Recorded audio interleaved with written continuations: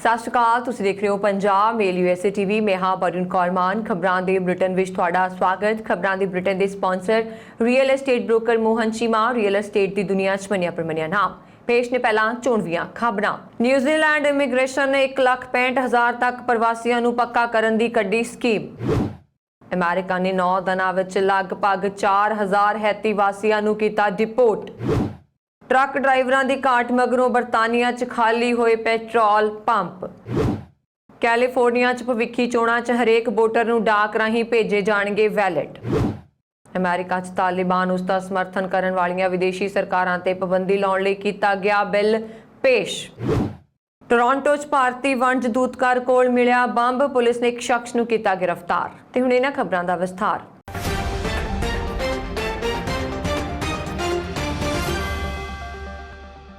New Zealand सरकार ने प्रवासी कामिਆਂ ਤੇ ਵਪਾਰਕ ਅਦਾਰਿਆਂ ਦੇ ਮੌਜੂਦਾ ਤੇ ਭਵਿੱਖ ਦੀ ਆਪਸੀ ਸਾਂਝ ਨੂੰ ਚਿਰਸਥਾਈ ਬਣਾਈ ਰੱਖਣ ਵਾਲੇ ਕਾਮਿਆਂ ਲਈ ਉਲਾਂਭਾ ਲਾ ਅਤੇ ਸਲਾਬਾ ਚੁੱਕੇ ਪੱਕੇ ਕਰਨ ਵਾਲੀ ਸਕੀਮ ਕੱਢੀ ਹੈ, ਜਿਸ ਨੂੰ ਯਕਸ਼ ਮੁਕਤ ਲਾਗੂ ਕੀਤਾ ਜਾਵੇਗਾ।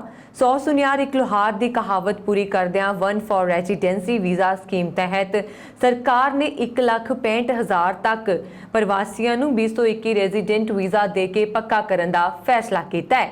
इस श्रेणी ਦੇ ਵਿੱਚ 15,000 निर्माण कार्य कामे, 12,000 उद्योगिक कामे, 5,000 ਸਿਹਤ ਤੇ ਬਜ਼ੁਰਗਾਂ ਦੀ ਦੇਖਭਾਲ ਵਾਲੇ ਕਾਮੇ, 9,000 ਮੁੱਢਲੇ ਉਦਯੋਗ ਵਾਲੇ ਅਤੇ 800 ਅਧਿਆਪਕ ਅਤੇ ਹੋਰ ਕਈ ਲੋਕ ਸ਼ਾਮਲ ਨੇ। ਇਸ ਦੇ ਲਈ ਯੋਗ ਹੋਣ ਦੇ ਲਈ ਤੁਹਾਨੂੰ ਨਿਰਧਾਰਿਤ ਸ਼ਰਤਾਂ ਪੂਰੀਆਂ ਕਰਨੀਆਂ ਹੋਣਗੀਆਂ। ਸੁਚਾਰੂ ਅਰਜ਼ੀ ਪ੍ਰਕਿਰਿਆ ਦੇ ਵਿੱਚ ਸਿਹਤ, ਪੁਲਿਸ ਅਤੇ ਸੁਰੱਖਿਆ ਮਾਪਦੰਡ ਪੂਰੇ ਕੀਤੇ ਜਾਣਗੇ। 1 ਸਾਲ ਦੇ ਅੰਦਰ ਬਹੁਤੀਆਂ ਅਰਜ਼ੀਆਂ ਦਾ ਫੈਸਲਾ ਆਵੇਗਾ।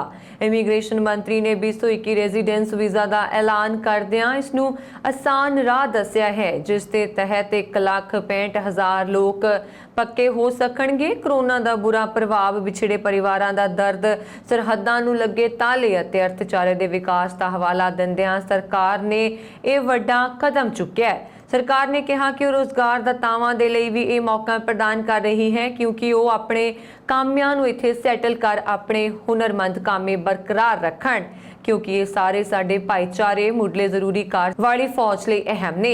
इन्हां सारे कामियां ने पिछले कोरोना दे पिछले 18 महीनिਆਂ ਦੇ ਵਿੱਚ अहम रोल अदा ਕੀਤਾ। ਇਹ ਨਵੀਂ ਸਕੀਮ ਲਗਭਗ ਸਾਰੇ ਕੰਮਾਂ ਨਾਲ ਸੰਬੰਧਿਤ ਵੀਜ਼ਾ ਧਾਰਕਾਂ ਲਈ essential skill, work to residence ਅਤੇ ਪੋਸਟ ਵਰਕ ਵੀਜ਼ਾ ਤੇ ਉਹਨਾਂ ਦੇ ਪਹਿਲੇ ਨੇੜਲੇ ਪਰਿਵਾਰ ਮੈਂਬਰਾਂ ਲਈ ਹੋਵੇਗੀ। योग होने के लिए मुख्य अर्जीदाता 29 सितंबर 2021 वाले दिन न्यूजीलैंड होना चाहिए है, तो उस कोल वर्क वीज़ा होवे जां अप्लाई किया होवे, कुछ शर्तां पूरियां करता होवे। सरकार ने वचनबद्धता प्रगटाई है कि असीं इमीग्रेशन प्रणाली नूं मुड़ तो संतुलित कर रहे हैं, जिस दे विच लोग इत्थे काम करन आ सकण, पढ़ाई वास्ते आ सकण अते न्यूजीलैंड आके रह सकण। जदों भी सरहदां खुल जाण 2021 रेजिडेंस वीज़ा भी उसका एक हिस्सा होवे। पर उद्योगां ਅਤੇ ਰੁਜ਼ਗਾਰ ਮਾਲਕਾਂ ਨੂੰ ਸਪਸ਼ਟ ਸੰਦੇਸ਼ ਵੀ ਹੈ ਕਿ ਉਹਨਾਂ ਨੂੰ ਲੋੜੀਂਦੇ ਕਰਮਚਾਰੀਆਂ ਦੇ ਨਿਰਮਾਣ ਅਤੇ ਸਥਾਨਕ ਕਾਮਿਆਂ ਨੂੰ ਆਕਰਸ਼ਿਤ ਕਰਨ, ਸਿਖਲਾਈ ਦੇਣ ਅਤੇ ਉਹਨਾਂ ਨੂੰ ਬਰਕਰਾਰ ਰੱਖਣ ਅਤੇ ਘੱਟ ਹੁਨਰਮੰਦ ਪ੍ਰਵਾਸੀ ਮਜ਼ਦੂਰਾਂ ਤੇ ਨਿਰਭਰਤਾ ਘਟਾਉਣ ਦੇ ਤਰੀਕੇ ਲੱਭਣ ਦੀ ਵੀ ਜ਼ਰੂਰਤ ਹੈ। ਵੀਜ਼ਾ ਅਰਜ਼ੀਆਂ ਨੂੰ 2 ਗੇੜਾਂ ਵਿੱਚ ਖੋਲ੍ਹਿਆ ਜਾਏਗਾ। ਪਹਿਲਾ ਗੇੜ 1 ਦਸੰਬਰ 2021 ਨੂੰ ਅਤੇ ਦੂਜਾ ਗੇੜ 1 ਮਾਰਚ 2022 ਨੂੰ ਸ਼ੁਰੂ ਹੋਵੇਗਾ। अर्जियां 31 जुलाई 2022 तक दित्तियां जा सकणगीਆਂ। इमीग्रेशन योग उम्मीदवारां नाल अक्तूबर के अंत तक होर ज़्यादा जानकारी ते नाल संपर्क करेगी, ताकि वो 1 दसंबर नूं अपणियां अर्जियां दाखिल कर सकण। अर्जी लाउण वेले वीज़ा धारक न्यूजीलैंड होना चाहिए है। इस स्कीम दे विच थोड़ा समा वीज़ा जिवें विजिटर वीज़ा, विद्यार्थी वीज़ा, छुट्टियां दौरान काम करन अते सीजनल एम्पलायर वर्कर्स शामिल नहीं हन। अमेरिका के टैक्सास विच एक पुल हेठां इकट्ठे हुए हज़ारां गैर कानूनी प्रवासियों विचों बाइडन प्रशासन ने सिर्फ 9 दिनों विच लगभग 4,000 हैताई प्रवासियों नूं डिपोर्ट किया है। इन्हां विच सैकड़े परिवार बच्चियां समेत सन ते उन्हां नूं शरण मंगण दी आग्या दिते बगैर वापस भेजना गया है।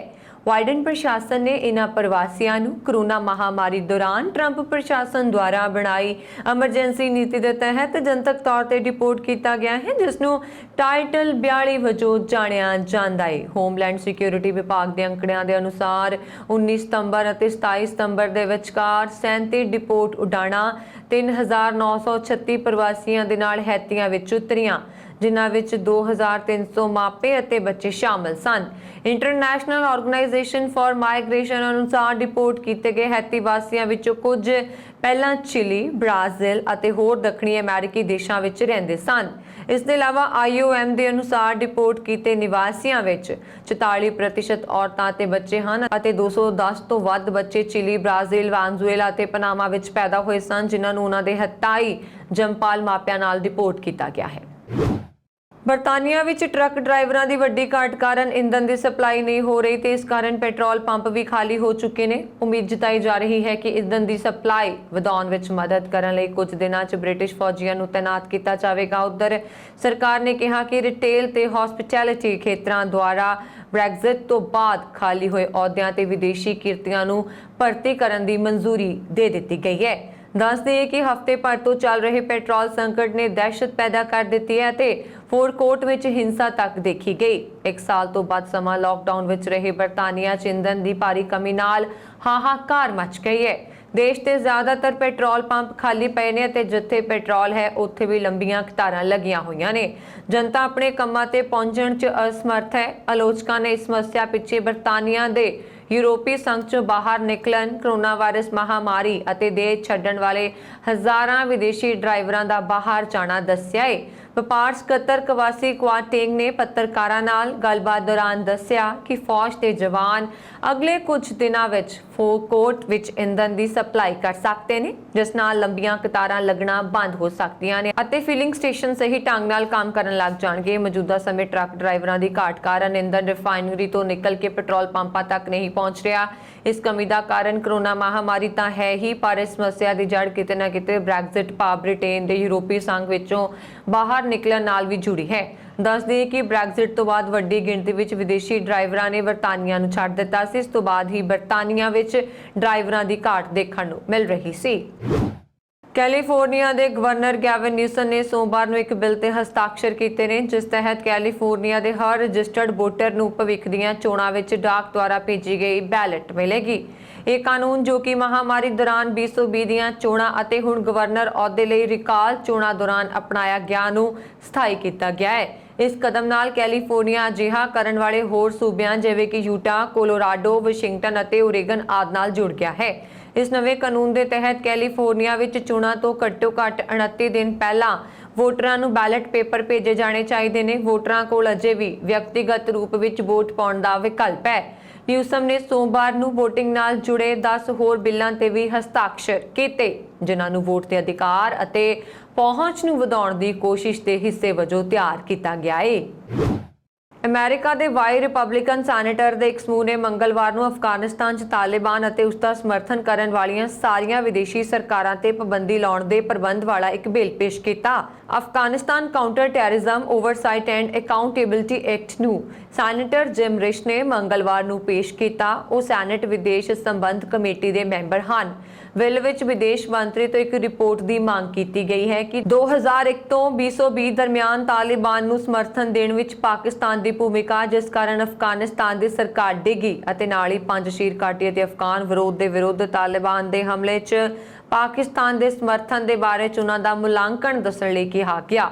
ਇਸ ਵਿੱਚ ਉਹਨਾਂ ਖੇਤਰਾਂ ਦੀ ਪਛਾਣ ਦੇ ਬਾਰੇ 'ਚ ਰਾਸ਼ਟਰਪਤੀ ਵੱਲੋਂ ਰਿਪੋਰਟ ਮੰਗੀ ਗਈ ਹੈ, ਜਿਸ ਖੇਤਰ 'ਚ ਚੀਨ, ਰੂਸ ਅਤੇ ਤਾਲਿਬਾਨ ਵੱਲੋਂ ਪੇਸ਼ ਆਰਥਿਕ ਅਤੇ ਸੁਰੱਖਿਆ ਚੁਣੌਤੀਆਂ ਦੇ ਹੱਲ 'ਚ ਭਾਰਤ ਨਾਲ ਡਿਪਲੋਮੈਟ ਆਰਥਿਕ ਅਤੇ ਰੱਖਿਆ ਸਹਿਯੋਗ ਨੂੰ ਵਧਾਇਆ ਜਾ ਸਕੇ। ਇਸ ਮੁਲਾਂਕਣ ਦੇ ਬਾਰੇ 'ਚ ਵੀ ਦੱਸਣ ਲਈ ਕਿਹਾ ਗਿਆ ਹੈ ਕਿ ਤਾਲਿਬਾਨ ਦੇ ਅਫਗਾਨਿਸਤਾਨ ਤੇ ਕਬਜ਼ਾ ਕਰਨ ਤੋਂ ਬਾਅਦ ਭਾਰਤ ਦੀ ਸੁਰੱਖਿਆ ਸਥਿਤੀਆਂ 'ਚ ਬਦਲਾਅ ਦਾ ਭਾਰਤ ਅਤੇ ਅਮਰੀਕਾ ਦਰਮਿਆਨ ਸਹਿਯੋਗ ਤੇ ਕਿਸ ਤਰ੍ਹਾਂ ਨਾਲ ਅਸਰ ਹੋਏਗਾ। ਟੋਰਾਂਟੋ 'ਚ ਭਾਰਤੀ ਵਣਜ ਦੂਤਘਰ ਦੀ ਇਮਾਰਤ ਕੋਲ ਬੰਬ ਮਿਲਿਆ ਹੈ। ਪੁਲਿਸ ਨੇ ਬੰਬ ਰੱਖਣ ਵਾਲੇ ਸ਼ਖਸ ਨੂੰ ਗ੍ਰਿਫਤਾਰ ਕਰ ਲਿਆ। ਦੱਸਿਆ ਜਾ ਰਿਹਾ ਹੈ ਕਿ ਭਾਰਤ ਵਣਜ ਦੂਤਘਰ ਦੀ ਇਮਾਰਤ ਕੋਲ ਇੱਕ ਸ਼ੱਕੀ ਪੈਕੇਜ ਮਿਲਿਆ, ਜਿਸ 'ਚ ਬੰਬ ਹੋਣ ਦੀ ਗੱਲ ਕਹੀ ਜਾ ਰਹੀ ਹੈ। ਪੁਲਿਸ ਨੇ ਸਮੇਂ ਰਹਿੰਦੇ ਉਸ ਪੈਕੇਜ ਨੂੰ ਦੂਰ ਲਿਜਾ ਕੇ ਨਕਾਰਾ ਕਰ ਦਿੱਤਾ।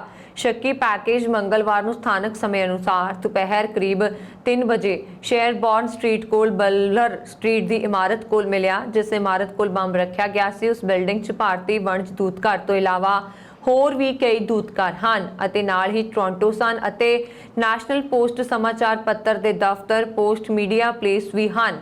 ਸਥਾਨਕ ਮੀਡੀਆ ਅਨੁਸਾਰ ਸੜਕ ਵਿਚਕਾਰ ਇੱਕ ਸੂਟਕੇਸ ਪਿਆ ਹੋਇਆ ਸੀ। ਜਦੋਂ ਪੁਲਿਸ ਨੂੰ ਇਸ ਦੀ ਜਾਣਕਾਰੀ ਮਿਲੀ ਤਾਂ ਉਸਨੇ ਉੱਥੇ ਰੋਡ ਬਲੌਕ ਕਰ ਦਿੱਤਾ ਤੇ ਲੋਕਾਂ ਨੂੰ ਉੱਥੋਂ ਆਉਣ ਜਾਣ ਤੋਂ ਰੋਕ ਦਿੱਤਾ। ਇਸ ਤੋਂ ਬਾਅਦ ਬੰਬ ਨਿਕਾਲ ਟੀਮ ਨੂੰ ਬੁਲਾਇਆ ਗਿਆ ਤੇ ਉਸਨੇ ਇਸ ਨੂੰ ਨਸ਼ਟ ਕਰ ਦਿੱਤਾ। ਪੁਲਿਸ ਨੇ ਮੰਗਲਵਾਰ ਰਾਤ ਟਵੀਟ ਕੀਤਾ ਕਿ ਭਾਰਤੀ ਵਣਜ ਦੂਤਘਰ ਦੀ ਇਮਾਰਤ ਕੋਲ ਬੰਬ ਰੱਖਣ ਵਾਲੇ ਸ਼ਖਸ ਨੂੰ ਗ੍ਰਿਫਤਾਰ ਕਰ ਲਿਆ ਗਿਆ। ਹਾਲਾਂਕਿ ਉਸ ਸ਼ਖਸ ਬਾਰੇ ਪੁਲਿਸ ਨੇ ਜ਼ਿਆਦਾ ਜਾਣਕਾਰੀ ਨਹੀਂ ਦਿੱਤੀ ਹੈ। ਅਮਰੀਕਾ ਨੇ ਕਰੋਨਾ ਦੀ ਸਭ ਤੋਂ ਵੱਧ ਮਾਰ ਚੱਲੀ ਹੈ ਤੇ ਹੁਣ ਵੀ ਉੱਥੇ ਕਰੋਨਾ ਮਰੀਜ਼ਾਂ ਦੀ ਗਿਣਤੀ ਦੂਜੇ ਮੁਲਕਾਂ ਨਾਲੋਂ ਜ਼ਿਆਦਾ ਹੈ। ਇਸ ਤੇ ਚੱਲਦਿਆਂ ਉੱਥੇ ਕਰੋਨਾ ਟੀਕਾਕਰਨ ਚੱਲ ਰਿਹਾ। ਇਸੇ ਵਿਚਕਾਰ US center for disease control and prevention ਨੇ ਆਪਣੀ ਤਾਜ਼ਾ ਰਿਪੋਰਟ ਵਿੱਚ ਦੱਸਿਆ ਹੈ ਕਿ ਅਮਰੀਕਾ ਵਿੱਚ ਕਰੋਨਾ ਵੈਕਸੀਨ ਦੀਆਂ ਹੁਣ ਤੱਕ ਕੁੱਲ 39,06,64,923 ਖੁਰਾਕਾਂ ਲਾਈਆਂ ਜਾ ਚੁੱਕੀਆਂ ਨੇ, ਜਿਨ੍ਹਾਂ ਵਿੱਚੋਂ 21,37,52,856 ਲੋਕਾਂ ਨੂੰ ਪਹਿਲਾ ਟੀਕਾ ਲੱਗਿਆ ਹੈ, ਜਦਕਿ 18,52,65,610 ਲੋਕਾਂ ਨੂੰ ਦੋਵੇਂ ਟੀਕੇ ਲੱਗ ਚੁੱਕੇ ਨੇ। ਇਨ੍ਹਾਂ ਵਿੱਚ ਮੋਡਰਨਾ, ਫਾਈਜ਼ਰ, ਬਾਇਓਨਟੈਕ ਅਤੇ ਜੌਨਸਨ ਐਂਡ ਜੌਨਸਨ ਦੀਆਂ ਵੈਕਸੀਨ ਸ਼ਾਮਲ ਨੇ। 13 ਅਗਸਤ ਤੋਂ ਅਮਰੀਕਾ ਵਿੱਚ 3.40 ਮਿਲੀਅਨ ਤੋਂ ਵੱਧ ਲੋਕਾਂ ਨੂੰ ਫਾਈਜ਼ਰ ਜਾਂ ਮੋਡਰਨਾ ਦੇ ਟੀਕੇ ਦੀ ਵਾਧੂ ਖੁਰਾਕ ਵੀ ਮਿਲੀ ਹੈ। ਇਹ ਖੁਰਾਕ ਉਹਨਾਂ ਲੋਕਾਂ ਨੂੰ ਦਿੱਤੀ ਜਾ ਰਹੀ ਹੈ ਜਿਨ੍ਹਾਂ ਨੂੰ ਵੈਕਸੀਨ ਦੀਆਂ ਦੋਵੇਂ ਖੁਰਾਕਾਂ ਦੇਣ ਦੇ ਬਾਵਜੂਦ ਮਜ਼ਬੂਤ ਸੁਰੱਖਿਆ ਨਹੀਂ ਮਿਲੀ। ਕੈਨੇਡਾ ਦੀ ਨਵੀਂ ਚੁਣੀ ਸਰਕਾਰ ਦਾ ਪਹਿਲਾ ਕੰਮ ਮੁਸਾਫਰਾਂ ਲਈ ਵੈਕਸੀਨੇਸ਼ਨ ਲਾਜ਼ਮੀ ਕਰਨਾ ਹੋਏਗਾ। ਚੋਣ ਨਤੀਜਿਆਂ ਮਗਰੋਂ ਦੂਜੀ ਵਾਰ ਮੀਡੀਆ ਸਾਹਮਣੇ ਆਏ ਪ੍ਰਧਾਨ ਮੰਤਰੀ ਜਸਟਿਨ ਟਰੂਡੋ ਨੇ ਕਿਹਾ ਹੈ ਕਿ ਟੀਕੇ ਨਾ ਲਗਵਾਉਣ ਵਾਲੇ ਹਵਾਈ ਜਹਾਜ਼ ਅਤੇ ਟ੍ਰੇਨ ਵਿੱਚ ਸਫ਼ਰ ਨਹੀਂ ਕਰ ਸਕਣਗੇ। ਇਸੇ ਦੌਰਾਨ ਆਪਣੇ ਮੰਤਰੀ ਮੰਡਲ ਵਿੱਚ ਪਹਿਲੀ ਨਿਯੁਕਤੀ ਕਰਦਿਆਂ ਉਹਨਾਂ ਨੇ ਕਿਹਾ ਕਿ ਉਪ ਪ੍ਰਧਾਨ ਮੰਤਰੀ ਅਤੇ ਵਿੱਤ ਮੰਤਰਾਲੇ ਦੀ ਜ਼ਿੰਮੇਵਾਰੀ ਕ੍ਰਿਸਟੀਆ ਫਰੀਲੈਂਡ ਕੋਲ ਹੀ ਰਹੇਗੀ, ਜਦਕਿ ਬਾਕੀ ਮਹਿਕਮਿਆਂ ਦੀ ਵੰਡ ਅਕਤੂਬਰ ਦੇ ਪਹਿਲੇ ਹਫ਼ਤੇ ਕੀਤੀ ਜਾ ਸਕਦੀ ਹੈ।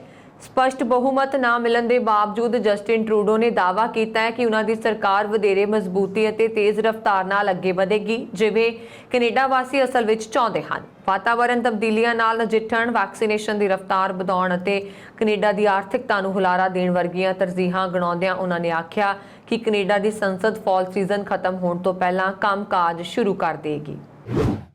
ਅਮਰੀਕਾ 'ਚ ਬਾਈਡਨ ਪ੍ਰਸ਼ਾਸਨ ਦੁਆਰਾ ਸਰਕਾਰੀ ਅਧਿਕਾਰੀਆਂ ਲਈ ਕਰੋਨਾ ਵੈਕਸੀਨ ਦੀ ਜ਼ਰੂਰਤ ਦੇ ਦਿਸ਼ਾ ਨਿਰਦੇਸ਼ ਦਿੱਤੇ ਹਨ, ਪਰ ਇਸ ਜ਼ਰੂਰਤ ਦੇ ਮੱਦੇਨਜ਼ਰ state police association of Massachusetts ਅਨੁਸਾਰ ਸੂਬੇ ਦੇ ਦਰਜਨਾਂ ਪੁਲਿਸ ਅਧਿਕਾਰੀਆਂ ਨੇ ਵੈਕਸੀਨ ਦੇ ਜ਼ਰੂਰੀ ਹੋਣ ਕਾਰਨ ਅਸਤੀਫਾ ਦੇ ਦਿੱਤਾ ਹੈ। ਸਟੇਟ ਪੁਲਿਸ ਦੀ ਯੂਨੀਅਨ ਦੇ ਅਧਿਕਾਰੀਆਂ ਅਨੁਸਾਰ ਮੈਸਾਚੂਸੈਟਸ ਸਟੇਟ ਦੇ ਦਰਜਨਾਂ ਅਧਿਕਾਰੀ ਕੋਵਿਡ-19 ਟੀਕਾ ਲੈਣ ਲਈ ਮਜਬੂਰ ਹੋਣ ਦੀ ਬਜਾਏ ਅਸਤੀਫਾ ਦੇ ਰਹੇ ਨੇ।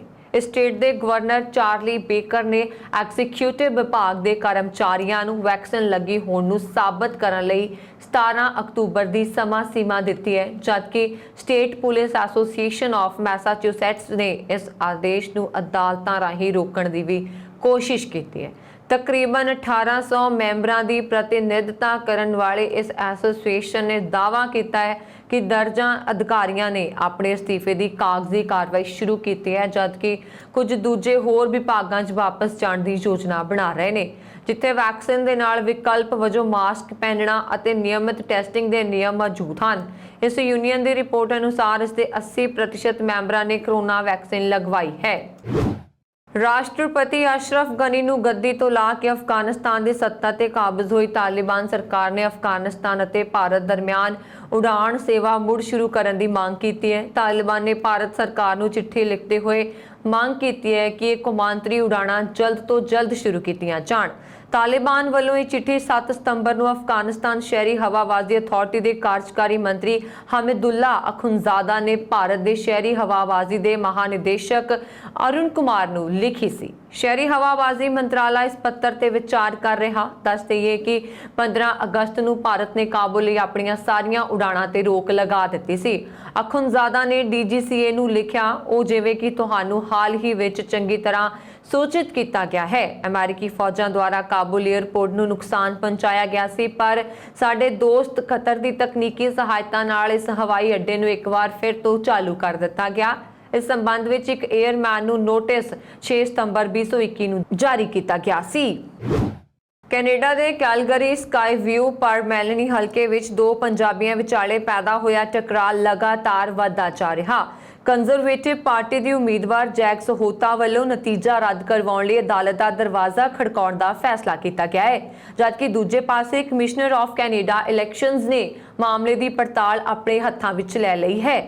ਲਿਬਰਲ ਪਾਰਟੀ ਵੱਲੋਂ ਚੋਣ ਜਿੱਤੇ ਜਾਰਜ ਚਹਿਲ ਦੀ ਇੱਕ ਵੀਡੀਓ ਸਾਹਮਣੇ ਆਉਣ ਮਗਰੋਂ ਵਿਵਾਦ ਖੜਾ ਹੋ ਗਿਆ ਸੀ, ਜਿਸ ਵਿੱਚ ਉਹ ਵੋਟਾਂ ਪੈਣ ਤੋਂ ਇੱਕ ਦਿਨ ਪਹਿਲਾਂ ਆਪਣੀ ਵਿਰੋਧੀ ਉਮੀਦਵਾਰ ਜੈਕ ਸਹੋਤਾ ਦੇ ਪੋਸਟਰ ਹਟਾ ਕੇ ਆਪਣੇ ਪੋਸਟਰ ਲਾਉਂਦੇ ਨਜ਼ਰ ਆ ਰਹੇ ਹਨ। ਚੋਟੀ ਦੇ ਅਮਰੀਕੀ ਜਨਰਲ ਨੇ ਸੰਸਦ ਮੈਂਬਰਾਂ ਨੂੰ ਮੰਗਲਵਾਰ ਨੂੰ ਦੱਸਿਆ ਕਿ ਉਹਨਾਂ ਨੇ ਅਫਗਾਨਿਸਤਾਨ 'ਚ 2500 ਫੌਜੀਆਂ ਨੂੰ ਮੌਜੂਦ ਰੱਖੇ ਜਾਣ ਦੀ ਸਿਫਾਰਿਸ਼ ਕੀਤੀ ਸੀ, ਪਰ ਦੇਸ਼ ਦੇ ਰਾਸ਼ਟਰਪਤੀ ਜੋ ਬਾਈਡਨ ਸਹਿਮਤ ਨਹੀਂ ਹੋਏ। ਵਾਈਟ ਹਾਊਸ ਨੇ ਬਾਈਡਨ ਦੇ ਇਸ ਫੈਸਲੇ ਦਾ ਬਚਾਅ ਕੀਤਾ ਤੇ ਸਵੀਕਾਰ ਕੀਤਾ ਕਿ ਇਸ ਮਾਮਲੇ ਨੂੰ ਲੈ ਕੇ ਬਾਈਡਨ ਦੇ ਸਲਾਹਕਾਰਾਂ ਤੇ ਜਨਰਲਾਂ ਵਿਚਾਲੇ ਦੋ ਰਾਏ ਸਨ। ਅਮਰੀਕੀ ਰੱਖਿਆ ਮੰਤਰਾਲੇ Lloyd Austin US joint of staff ਦੇ ਪ੍ਰਧਾਨ ਜਨਰਲ ਮਾਰਕ ਮਿਲੇ ਤੇ US ਸੈਂਟਰਲ ਕਮਾਂਡ ਦੇ ਕਮਾਂਡਰ ਜਨਰਲ ਫ੍ਰੈਂਕ ਮੈਕੈਂਜੀ ਨੇ ਸੀਨੇਟ ਦੀ ਹਥਿਆਰਬੰਦ ਸੇਵਾ ਕਮੇਟੀ ਦੇ ਮੈਂਬਰਾਂ ਨੂੰ ਦੱਸਿਆ ਕਿ ਪੈਂਟਾਗਨ ਨੇ ਅਫਗਾਨਿਸਤਾਨ ਦੇ ਫੌਜੀਆਂ ਦੀ ਵਾਪਸੀ ਦੇ ਬਾਅਦ ਵੀ ਉੱਥੇ 2500 ਅਮਰੀਕੀ ਫੌਜੀਆਂ ਨੂੰ ਰੱਖਣ ਦੀ ਜ਼ਰੂਰਤ ਦੇ ਬਾਰੇ 'ਚ ਬਾਈਡਨ ਤੋਂ ਸਿਫਾਰਿਸ਼ ਕੀਤੀ ਸੀ।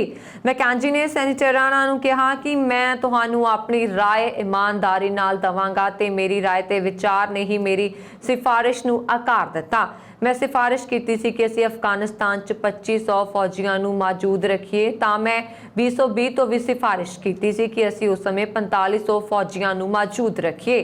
ਇਹ ਮੇਰੇ ਨਿੱਜੀ ਵਿਚਾਰ ਸਨ। ਮਿਲੇ ਨੇ ਸੰਸਦ ਮੈਂਬਰਾਂ ਨੂੰ ਕਿਹਾ ਕਿ ਉਹ ਵੀ ਅਫਗਾਨਿਸਤਾਨ 'ਚ 2500 ਫੌਜੀਆਂ ਨੂੰ ਤਾਇਨਾਤ ਕਰਨ ਦੀ ਸਿਫਾਰਿਸ਼ ਤੋਂ ਸਹਿਮਤ ਸਨ। ਸੈਨੇਟਰਾਂ ਨੇ ਅਫਗਾਨਿਸਤਾਨ ਤੋਂ ਅਮਰੀਕੀ ਫੌਜੀਆਂ ਦੀ ਵਾਪਸੀ ਦੇ ਤਰੀਕੇ ਨੂੰ ਲੈ ਕੇ ਪੈਂਟਾਗਨ ਦੀ ਚੋਟੀ ਦੇ ਅਗਵਾਈ ਤੋਂ ਹੁਣ ਸਵਾਲ ਕੀਤੇ ਨੇ ਤਾਂ ਆਸਟਿਨ ਨੇ ਕਿਹਾ ਉਹਨਾਂ ਦੀ ਗੱਲ ਤੇ ਰਾਸ਼ਟਰਪਤੀ ਨੇ ਗੌਰ ਕੀਤਾ ਸੀ। ਉਹਨਾਂ ਨੇ ਕਿਹਾ ਕਿ ਮੈਂ ਸੰਤੁਸ਼ਟ ਹਾਂ ਕਿ ਅਸੀਂ ਨੀਤੀ ਦੀ ਪੂਰਨ ਸਮੀਖਿਆ ਕੀਤੀ ਸੀ ਤੇ ਮੇਰਾ ਮੰਨਣਾ ਹੈ ਕਿ ਸਾਰੇ ਪੱਖਾਂ ਨੂੰ ਆਪਣੇ ਵਿਚਾਰ ਰੱਖਣ ਦਾ ਮੌਕਾ ਦਿੱਤਾ ਗਿਆ ਸੀ। ਵਾਈਟ ਹਾਊਸ ਨੇ ਇਸ ਸੰਬੰਧ ਵਿੱਚ ਰਾਸ਼ਟਰਪਤੀ ਦੇ ਫੈਸਲੇ ਦਾ ਵਿਚਾਰ ਕੀਤਾ ਸੀ। ਅਫਗਾਨਿਸਤਾਨ ਤੇ ਤਾਲਿਬਾਨ ਦੇ ਕਬਜ਼ੇ ਤੋਂ ਬਾਅਦ ਤੋਂ ਦੇਸ਼ ਤੋਂ ਭੱਜੇ ਸੀਨੀਅਰ ਅਫਗਾਨ ਅਧਿਕਾਰੀਆਂ ਤੇ ਸਿਆਸੀ ਨੇਤਾਵਾਂ ਨੇ ਤਾਲਿਬਾਨ ਨੂੰ ਸਿੱਧੀ ਚੁਣੌਤੀ ਦਿੰਦੇ ਹੋਏ ਜਲਾਵਤਨ ਵਿੱਚ ਅਫਗਾਨ ਸਰਕਾਰ ਦੇ ਗਠਨ ਦਾ ਐਲਾਨ ਕੀਤਾ ਅਤੇ ਕੌਮਾਂਤਰੀ ਭਾਈਚਾਰੇ ਨੂੰ ਤਾਲਿਬਾਨ ਨੂੰ ਮਾਨਤਾ ਪ੍ਰਦਾਨ ਕਰਨ ਦੀ ਅਪੀਲ ਕੀਤੀ, ਜਿਸ ਨੇ ਹਿੰਸਾ ਅਤਿਆਚਾਰ ਨਾਲ ਦੇਸ਼ ਤੇ ਨਜਾਇਜ਼ ਤੌਰ ਤੇ ਕਬਜ਼ਾ ਕਰ ਲਿਆ। ਸਵਿਟਜ਼ਰਲੈਂਡ ਵਿੱਚ ਅਫਗਾਨ ਦੂਤਘਰ ਵੱਲੋਂ ਜਾਰੀ ਇੱਕ ਬਿਆਨ ਵਿੱਚ ਕਿਹਾ ਗਿਆ ਹੈ ਕਿ ਵਿਦੇਸ਼ੀ ਤੱਤਾਂ ਰਾਹੀਂ ਦੇਸ਼ ਤੇ ਕਬਜ਼ਾ ਕਰਨ ਤੋਂ ਬਾਅਦ ਵੀ ਇਸਲਾਮਿਕ ਰਿਪਬਲਿਕ ਆਫ ਅਫਗਾਨਿਸਤਾਨ ਦੀ ਇਕਮਾਤਰ ਜਾਇਜ਼ ਸਰਕਾਰ ਹੈ ਜੋ ਚੋਣਾਂ ਅਤੇ ਵੋਟ ਦੇ ਆਧਾਰ ਤੇ ਬਣਾਈ ਗਈ ਸੀ। ਬਿਆਨ ਵਿੱਚ ਕਿਹਾ ਗਿਆ ਹੈ ਕਿ ਦੇਸ਼ ਦੇ ਰਾਸ਼ਟਰਪਤੀ ਅਸ਼ਰਫ ਗਨੀ ਦੇ ਦੇਸ਼ ਤੋਂ ਪ੍ਰਸਥਾਨ ਕਾਰਨ ਸਾਬਕਾ ਉਪ ਰਾਸ਼ਟਰਪਤੀ ਅਮਰੁੱਲਾ ਸਾਲੇਹ ਸਰਕਾਰ ਦੇ ਕਾਰਜਵਾਹਕ ਪ੍ਰਧਾਨ ਦੇ ਰੂਪ ਵਿੱਚ ਕੰਮ ਕਰਨਗੇ ਅਤੇ ਦੇਸ਼ ਦੀ ਅਗਵਾਈ ਕਰਨਗੇ। ਬਿਆਨ ਮੁਤਾਬਕ ਜਲਾਵਤਨੀ ਸਰਕਾਰ ਦੇ 3 ਮੰਤਰਾਲੇ ਚਾਲੂ ਹੋ ਰਹੇ ਹਨ, ਬੈਠਕਾਂ ਆਯੋਜਿਤ ਕੀਤੀਆਂ ਜਾ ਰਹੀਆਂ ਨੇ ਅਤੇ ਪ੍ਰਾਸੰਗਿਕ ਮੁੱਦਿਆਂ ਤੇ ਫੈਸਲੇ ਲਏ ਜਾ ਰਹੇ ਨੇ। ਅਡੋਲਫ ਹਿਟਲਰ ਅਜਿਹਾ ਨਾਂ ਹੈ ਜਿਸ ਨਾਲ ਜੁੜੇ ਰਹੱਸਾਂ ਦੀ ਲੜੀ ਖਤਮ ਨਹੀਂ ਹੁੰਦੀ। ਪੁਰਾਤਤਵ ਵਿਗਿਆਨੀਆਂ ਨੂੰ ਹੁਣ ਹਿਟਲਰ ਦਾ ਇੱਕ ਹਥਿਆਰ ਮਿਲਿਆ। ਰਿਸਰਚ ਰਿਸੋਰਸ ਆਰਕੀਓਲੋਜੀ ਦੀ ਟੀਮ ਇਹ ਹਥਿਆਰ 14 ਫੁੱਟ ਡੂੰਘੀ ਅਤੇ 38 ਫੁੱਟ ਚੌੜੀ ਖੁਦਾਈ ਦੌਰਾਨ ਮਿਲਿਆ। ਕਾਲਿਨ ਅਤੇ ਸੀਨ ਵੈਲਚ ਨਾਂ ਦੇ 2 ਭਰਾ ਇਸ ਪ੍ਰੋਜੈਕਟ ਨੂੰ ਚਲਾ ਰਹੇ ਸਨ। ਇੱਥੇ ਉਹਨਾਂ ਨੂੰ ਵੀ ਇੱਕ ਰਾਕੇਟ ਦਾ ਹਿੱਸਾ ਮਿਲਿਆ। ਇਸ ਵਿੱਚ ਇੱਕ ਚੈਂਬਰ ਸੀ ਜਿਸ 'ਚ ਤਰਲ ਆਕਸੀਜਨ ਅਤੇ ਅਲਕੋਹਲ ਦੇ ਮਿਸ਼ਰਣ ਨੂੰ ਰੱਖਿਆ ਜਾਂਦਾ ਹੋਵੇਗਾ। ਟੀਮ ਪਹਿਲਾਂ ਹੀ ਅਜਿਹੀਆਂ ਥਾਵਾਂ ਤੇ ਖੋਜ ਕਰ ਚੁੱਕੀ ਹੈ, ਪਰ ਕੈਂਟ ਵਿੱਚ ਕੀਤੀ ਇਹ ਖੋਜ ਵਿਲੱਖਣ ਦੱਸੀ ਜਾ ਰਹੀ ਹੈ। ਸੀਨ ਦੱਸਦਾ ਹੈ ਕਿ ਉਸਦੇ ਰਾਕੇਟ ਬਹੁਤ ਤੇਜ਼ੀ ਨਾਲ ਯਾਤਰਾ ਕਰਦੇ ਸਨ। ਦੂਜੇ ਵਿਸ਼ਵ ਯੁੱਧ ਦੌਰਾਨ ਜਰਮਨੀ ਨੇ ਹਜ਼ਾਰਾਂ ਵੀ 2 ਰਾਕੇਟ ਲਾਂਚ ਕੀਤੇ, ਜਿਨ੍ਹਾਂ ਦੇ ਹਮਲਿਆਂ ਨਾਲ ਬ੍ਰਿਟੇਨ 'ਚ 9000 ਲੋਕ ਮਾਰੇ ਗਏ। ਪਿਛਲੇ ਹਫ਼ਤੇ ਮਿਲਿਆ ਇਹ ਰਾਕੇਟ 14 ਫਰਵਰੀ 1944 ਨੂੰ ਔਲੈਂਡ ਤੋਂ ਲਾਂਚ ਕੀਤਾ ਗਿਆ ਸੀ ਅਤੇ ਕੁਝ ਮਿੰਟਾਂ 'ਚ ਹੀ ਬ੍ਰਿਟੇਨ ਵਿੱਚ ਉਤਰ ਗਿਆ ਸੀ। ਚੀਨ ਹਰ ਉਸ ਥਾਂ ਇਲਾਕੇ ਜਾਂ ਦੇਸ਼ ਚੁਣਦਾ ਹੈ ਜਿੱਥੋਂ ਪੈਸਾ ਬਣਾਇਆ ਜਾ ਸਕਦਾ ਹੈ। ਚੀਨ ਅਸੂਲ ਨਹੀਂ ਸਿਰਫ ਪੈਸਾ ਦੇਖਦਾ ਹੈ। ਇੰਜ ਕਹੀਏ ਕਿ ਚੀਨ ਦਾ ਅਸੂਲ ਹੀ ਪੈਸਾ ਹੈ। ਫਿਰ ਉਹ ਪੈਸਾ ਭਾਵੇਂ ਵਪਾਰ ਤੋਂ ਆਵੇ, ਉਸ ਦੇਸ਼ ਦੇ ਖਣਿਜਾਂ ਦੀ ਢੁਆਈ ਕਰਕੇ ਆਵੇ ਜਾਂ ਫਿਰ ਉਸ ਦੇਸ਼ ਨੂੰ ਆਪਣੇ ਕਰਜ਼ੇ ਦੇ ਜਾਲ 'ਚ ਫਸਾ ਕੇ ਆਵੇ। ਕੁਝ ਅਜਿਹੀਆਂ ਹੀ ਚਾਲਾਂ ਚੀਨ ਭਾਰਤ ਦੇ ਨਾਲ ਵੀ ਚਲਾ ਰਿਹਾ ਹੈ। ਚੀਨ ਇੱਕ ਪਾਸੇ ਭਾਰਤ ਨਾਲ ਦੁਸ਼ਮਣੀ ਕਰਕੇ ਉਸ ਦੀ ਜ਼ਮੀਨ ਨੂੰ ਹੜਪਣਾ ਚਾਹੁੰਦਾ ਹੈ ਤੇ ਦੂਸਰੇ ਪਾਸੇ ਭਾਰਤ ਦੇ ਬਾਜ਼ਾਰ 'ਚ ਆਪਣਾ ਗਲਬਾ ਬਣਾ ਕੇ ਇੱਥੋਂ ਸਾਰਾ ਪੈਸਾ ਚੀਨ ਲਿਜਾਣਾ ਚਾਹੁੰਦਾ ਹੈ। ਪਰ ਭਾਰਤ ਦੀ ਤਿੱਖੀ ਨਜ਼ਰ ਚੀਨ ਵੱਲੋਂ ਕੀਤੇ ਜਾ ਰਹੇ ਹਰ ਤਰ੍ਹਾਂ ਦੇ ਨਿਵੇਸ਼ ਤੇ ਹੈ। ਭਾਰਤ ਲਗਾਤਾਰ ਚੀਨ ਵੱਲੋਂ ਭਾਰਤ ਦੇ ਕਿਸੇ ਵੀ ਇਲਾਕੇ 'ਚ ਪ੍ਰਤੱਖ ਜਾਂ ਅਪ੍ਰਤੱਖ ਤੌਰ ਤੋਂ ਹੋ ਰਹੇ ਨਿਵੇਸ਼ ਨੂੰ ਲੈ ਕੇ ਚੁਕੰਨਾ ਹੈ। ਉਸ ਨੂੰ ਕਿਸੇ ਨਾ ਕਿਸੇ ਬਹਾਨੇ ਰੋਕ ਰਿਹਾ, ਕਿਉਂਕਿ ਚੀਨ ਭਾਰਤ ਨੂੰ ਆਰਥਿਕ ਖੇਤਰ 'ਚ ਧੋਬੀ ਪਟਕਾ ਮਾਰਨ ਦੇ ਹਰ ਪੈਂਤੜੇ ਅਜ਼ਮਾ ਰਿਹਾ। ਚੀਨ ਭਾਰਤ ਸਰਕਾਰ ਦੇ ਭਾਰਤੀ ਜੀਵਨ ਬੀਮਾ ਨਿਗਮ 'ਚ ਵੀ ਨਿਵੇਸ਼ ਕਰਨਾ ਚਾਹੁੰਦਾ ਹੈ। ਇਸ ਤੇ ਭਾਰਤ ਸਰਕਾਰ ਦੀ ਤਿੱਖੀ ਨਜ਼ਰ ਹੈ। दरअसल भारत सरकार LIC ਭਾਵ ਲਾਈਫ ਇੰਸ਼ੋਰੈਂਸ ਕਾਰਪੋਰੇਸ਼ਨ ਦੇ ਬਾਰੇ 'ਚ ਵਿਦੇਸ਼ੀ ਨਿਵੇਸ਼ ਨੂੰ ਲੈ ਕੇ सोच विचार कर रही है, पर इस खेत्र च चीन के निवेशकों को लेकर भारत सरकार का नज़रिया एकदम सख्त है, क्योंकि भारत सरकार को पता है कि चीन ने किवें कुछ देशों को निवेश के बहाने कंगाल बना दिता। हुण तो कुछ समय बाद बाजार च LIC का IPO आने वाला है ते इसे नूं लैके भारत सरकार चीनी निवेश नूं रोकण लई पूरी तरह चौकस है। पश्चिमी बंगाल की मुख्यमंत्री ममता बैनर्जी की किस्मत EM विच कैद हो गई है। पश्चिमी बंगाल दीआं भवानीपुर, जंगीपुर अते शमशेरगंज विधान सभा सीटां ते उपचोणां हो गईआं। ममता बैनर्जी भवानीपुर सीटां ते TMC दी उम्मीदवार है। भाजपा ने इस सीट तो प्रियंका टिब्रेवाल नूं अते भारतीय कम्यूनिस्ट पार्टी मार्क्सवादी ने श्रीजीव विश्वास नूं मैदान विच उतारिया है। भवानीपुर विधान सभा सीट की जिमनी चोण के मद्देनज़र इस खेत्र में सुरक्षा के सख्त प्रबंध किए गए हैं और केंद्रीय बलों दी 15 कंपनियां तैनात की गई सन। एक सीनियर पुलिस अधिकारी ने बुधवार को यह जानकारी साझी की सी। अधिकारी ने दस्सिया सी कि भवानीपुर के पोलिंग स्टेशनों के 200 मीटर के अंदर CRPC की धारा 144 के तहत मनाही के हुक्म लागू किए गए सन। भवानीपुर के 97 पोलिंग स्टेशनों के 287 पोलिंग स्थानों ते केंद्रीय फोर्स के जवान तैनात किए गए सन। बूथ के बाहर सुरक्षा की जिम्मेवारी कोलकाता पुलिस के अधिकारियों के हथ विच सी। ये सन हुण तक दी खबरां। मैनूं बारन कौर मान नूं दिओ आग्या। होर खबरां दे लई साडा YouTube channel Punjab mail USA TV जरूर सबसक्राइब करो। सत श्री अकाल।